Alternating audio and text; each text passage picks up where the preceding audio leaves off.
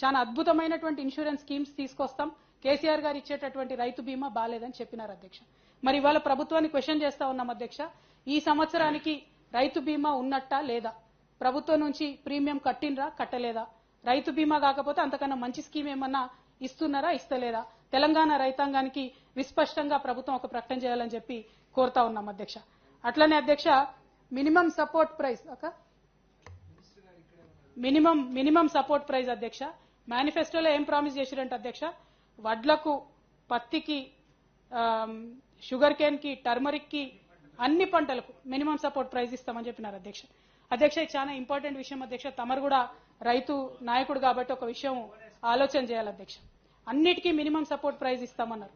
మనము గత 10 సంవత్సరాల్లో చివరి గింజ వరకు పంట కొంటామని చెప్పి 1,09,000 కోట్ల పైచిలకు రూపాయలతోని మనం ఈ 10 ఏళ్లలో 1